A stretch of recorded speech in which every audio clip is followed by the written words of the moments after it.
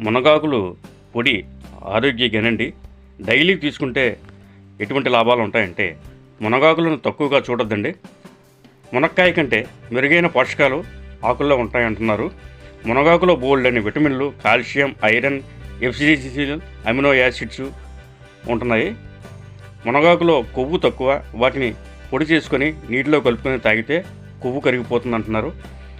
మునగాకుల్లోని కెర్ఫెస్టిన్, chlorogenic acid వంటి anti ఆక్సిడెంట్లు రక్తాన్ని శుద్ధి చేస్తాయి.